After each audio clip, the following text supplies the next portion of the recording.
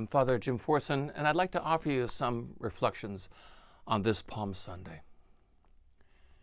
You know, Palm Sunday is that day when, we get spiritual whiplash because we begin the day with Jesus' triumphant entry into Jerusalem. But the crowds are just going wild with excitement because they believe this is quite possibly the Messiah. And they are waving their palm branches and they're laying down their cloaks in the road before him and they're shouting out, "Hosanna to the Son of David," which is a messianic title, indicating that they are looking at him as the Messiah. And then, in just a few days, we go from Hosanna to the Son of David to crucify him. And I think, what just happened? How did we get from there to here that quickly? What, are we just dealing with a fickle crowd? No, they're not fickle at all. They're just like you and me, or we are just like them. And as to what happened? Well, the answer to that was right there in the very beginning when Jesus was coming into Jerusalem. He was not entering Jerusalem seated on a war horse. Rather, he was seated on a donkey, which, as Isaiah the prophet said, "Behold, Jerusalem, your Messiah comes to you, humbly, seated upon a donkey," or in other words, a symbol of peace. He was very clear with the people of what being the Messiah meant.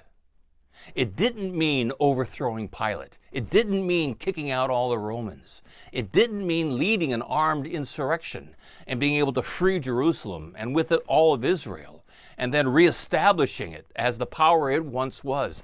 That is not what Jesus was intending in being the Messiah at all. And he made that very clear to the people when he said to them and to the high priests, God did not send his Son into this world to condemn the world, but rather to bring it life. And how does the Messiah bring this world life? He came to bring life not by being served, but rather by serving, and serving everyone. The Messiah came to serve and to wash feet.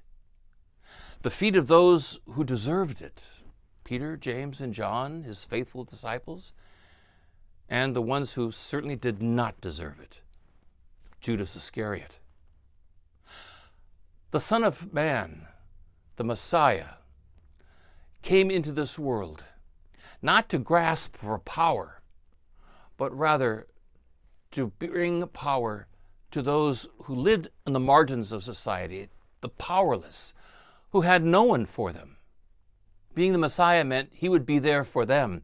The prostitutes, the tax collectors, the lepers, the sick, the infirmed, all of those people who had no one. That's what the Messiah was to be about. He was to be there for them. And so, when the people became very aware of what Jesus came to do and did not come to do, well, what good is this? What good is that kind of a Messiah? Give us Barabbas. Maybe he can get the job done. And, we're not unlike those people. I mean, imagine if Jesus were to come back to earth. And we had no wonder about it, no ifs, ands, or buts. We know this is Jesus, come back down to earth. And he has come to save us. Well, what would saving us look like?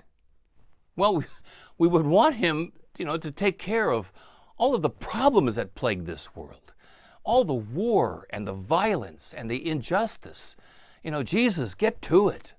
And we'd want him to solve some of the global problems like, global warming and pollution and all of that that's contaminating and killing our planet. Jesus, get to it. And we want him to solve some of those intractable problems of hunger and famine and all the disease we have. Jesus, get to it. That's what we want a Messiah to do, to free us from all of that. And if Jesus' response to us was something as he did to the people of his day, Were he to say to us, the Messiah came to bring forgiveness to the sinners. He came to bring mercy and compassion. That's what I came to this world to do. That's what bringing life to the world looks like. And if that's what we were to hear from the Messiah, what a disappointment that might very well be. We might be saying the same thing those people did. Give us Barabbas, somebody who can crack the nut, somebody who can take care of the problem. We might very well be saying that unless, of course, we were one of those marginalized people that Jesus brought salvation to. That we were one of those sinners, so much in need of forgiveness. That we were one of those sick, so much in need of healing.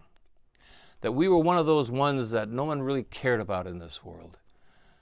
That the Messiah came to extend God's overwhelming love. So, we enter into Holy Week. And the Messiah enters into the city of Jerusalem and into our lives. And we have to decide what kind of Messiah we want. What is it that we will say? Hosanna to the Son of David, just the kind of Messiah we need. Or, give us Barabbas.